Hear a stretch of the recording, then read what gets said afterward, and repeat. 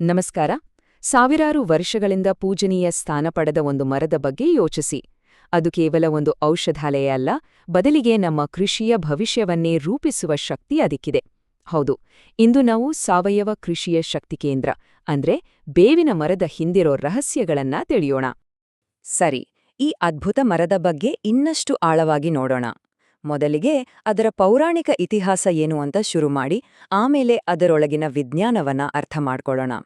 ನಂತರ ರೈತರಿಗೆ ಅದರಿಂದ ಏನೆಲ್ಲ ಉಪಯೋಗಗಳಿವೆ ಅಂತ ನೋಡಿ, ರಾಸಾಯನಿಕಗಳ ಜೊತೆ ಹೋಲಿಕೆ ಮಾಡಿ, ಕೊನೆಗೆ ಅದರ ನಿಜವಾದ ಶಕ್ತಿ ಮತ್ತು ಮಿತಿಗಳ ಬಗ್ಗೆ ಒಂದು ಸ್ಪಷ್ಟ ಚಿತ್ರಣವನ್ನ ಪಡ್ಕೊಳ್ಳೋಣ.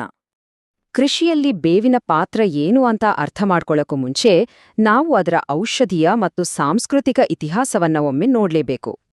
ಭಾರತದ ಹಳ್ಳಿಗಳಲ್ಲಿ, ಅದರಲ್ಲೂ ಆಸ್ಪತ್ರೆಗಳು ತುಂಬಾ ದೂರ ಇದ್ದ ಕಾಲದಲ್ಲಿ, ಬೇವಿನ ಮರ ಅಂದ್ರೆ ಅದು ಬರೀ ಮರವಾಗಿರ್ಲಿಲ್ಲ, ಅದೊಂದು ಜೀವನಾಡಿಯಾಗಿತ್ತು.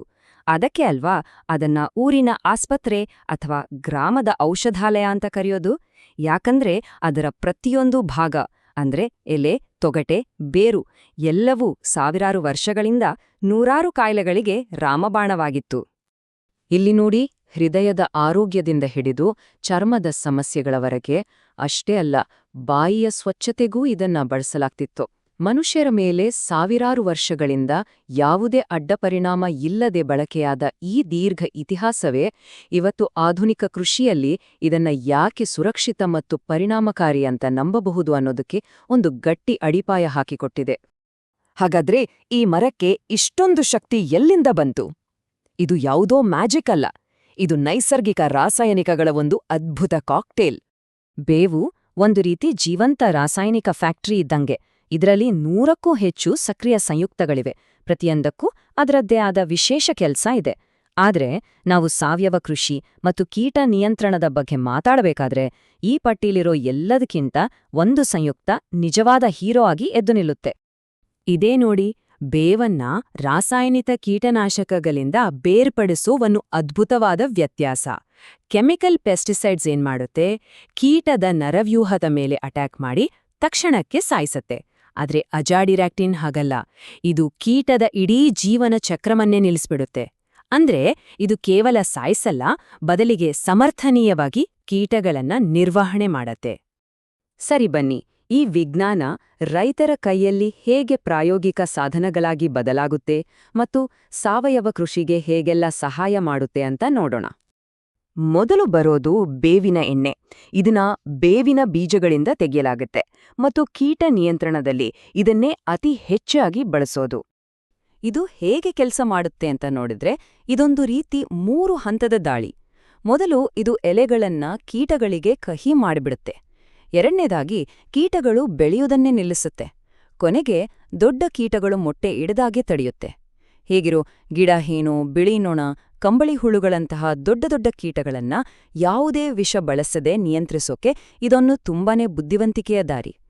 ಬೇವಿನ ಬೀಜಗಳಿಂದ ಎಣ್ಣೆ ತೆಗೆದ ಮೇಲೆ ಏನು ಉಳಿಯುತ್ತೋ ಅದೇ ಬೇವಿನ ಹಿಂಡಿ. ಆದ್ರೆ ಇದನ್ನ ವೇಸ್ಟ್ ಅಂತ ಅನ್ಕೋಬೇಡಿ, ಇದಕ್ಕೂ ಅದರದ್ದೇ ಆದ ಸೂಪರ್ ಪವರ್ಗಳಿವೆ.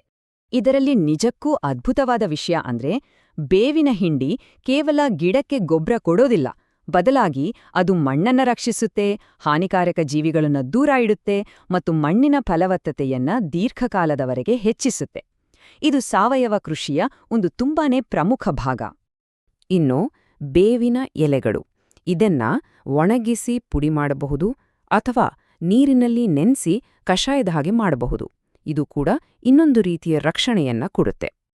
ಈ ಉತ್ಪನ್ನಗಳು ಬೇವಿನ ಮರ ಎಷ್ಟು ಬಹುಮುಖಿ ಅನ್ನೋದನ್ನ ತೋರಿಸುತ್ತೆ. ಇದನ್ನ ಮಣ್ಣಿಗೆ ಸೇರಿಸಿ ರಕ್ಷಿಸಬಹುದು, ಶಿಲೀಂಧ್ರಗಳನ್ನ ಕಂಟ್ರೋಲ್ ಮಾಡಬಹುದು ಅಥವಾ ಎಲೆಗಳ ಮೇಲೆ ಸಿಂಪಡಿಸಿ ಕೀಟಗಳನ್ನ ದೂರ ಓಡಿಸಬಹುದು. ಅಂದ್ರೆ ತೋಟದಲ್ಲಿರೋ ಬೇರೆ ಬೇರೆ ಸಮಸ್ಯೆಗಳಿಗೆ ಒಂದೇ ಮರದಿಂದ ಅನೇಕ ಪರಿಹಾರಗಳು ಸಿಗುತ್ತೆ.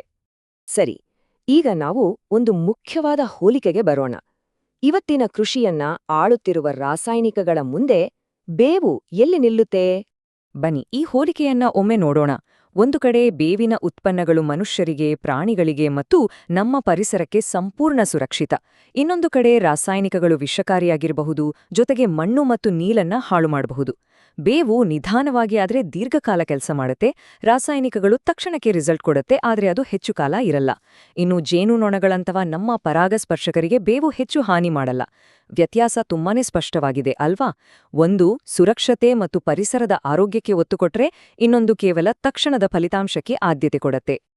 ಬೇವು ಎಷ್ಟು ಶಕ್ತಿಶಾಲಿ ಅಂತ ನಮ್ಗೆ ಈಗ ಗೊತ್ತಾಗಿದೆ. ಆದ್ರೆ ಅದನ್ನ ಪರಿಣಾಮಕಾರಿಯಾಗಿ ಬಳಸ್ಬೇಕು ಅಂದ್ರೆ ಅದರ ಮಿತಿಗಳ ಬಗ್ಗೆನೂ ನಾವು ತಿಳಿದುಕೊಳ್ಳೋದು ಅತ್ಯಗತ್ಯ. ಖಂಡಿತ, ಬೇವಿನಿಂದ ಅದ್ಭುತ ಪ್ರಯೋಜನಗಳಿವೆ.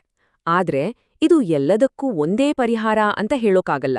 ಇದಕ್ಕೂ ಅದರದೇ ಆದ ಕೆಲವು ಸವಾಲುಗಳಿವೆ. ಹಾಗಾದ್ರೆ ಇದ್ರಿಂದ ನಾವು ಕಲಿಬೇಕಾದ ಪಾಠ ಏನು? ಅಂದ್ರೆ ಬೇವಿನ ಬಳಕೆ ಅಂದ್ರೆ ಸುಮ್ನೆ ಸ್ಪ್ರೇ ಮಾಡೋದು ಅಂತಲ್ಲ, ಇದಕ್ಕೆ ಸರಿಯಾದ ಜ್ಞಾನ, ಗಮನ ಎರಡೂ ಬೇಕು. ಎಲೆಗಳನ್ನ ಪರೀಕ್ಷಿಸ್ಬೇಕು, ಯಾವಾಗ ಸ್ಪ್ರೇ ಮಾಡಬೇಕು ಅಂತ ಗೊತ್ತಿರಬೇಕು, ಮತ್ತು ಮುಖ್ಯವಾಗಿ ನಮ್ಮ ಗಿಡಗಳಿಗೆ ಸಹಾಯ ಮಾಡುವ ಒಳ್ಳೆ ಕೀಟಗಳಿಗೆ ಇದರಿಂದ ತೊಂದರೆ ಆಗ್ಬಾರ್ದು.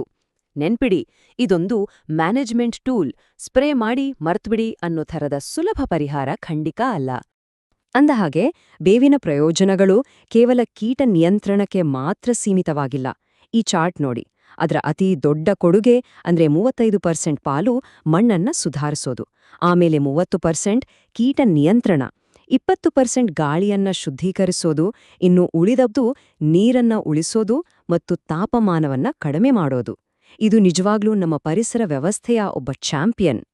ಹಾಗಾದ್ರೆ ನಾವು ನೆನ್ಪಿಡ್ಬೇಕಾದ ಮುಖ್ಯ ಪಾಠ ಏನು ಅಂದ್ರೆ, ಬೇವು ಅನ್ನೋದು ಕೇವಲ ಒಂದು ಕೀಟನಾಶಕದ ಬದಲಿ ವ್ಯವಸ್ಥೆಯಲ್ಲ, ಅದು ಒಂದು ಸಂಪೂರ್ಣ ಪರಿಸ್ಥಿತಿ ವ್ಯವಸ್ಥೆ.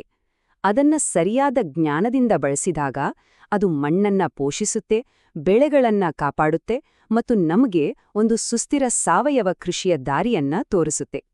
ಬಹುಶಃ ಉತ್ತರ ಎರಡೂ ಹೌದು.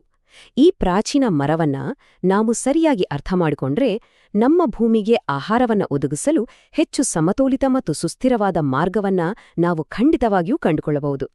ಈ ವಿಶ್ಲೇಷಣೆಯಲ್ಲಿ ಜೊತೆಯಾಗಿದ್ದಕ್ಕೆ ಧನ್ಯವಾದಗಳು.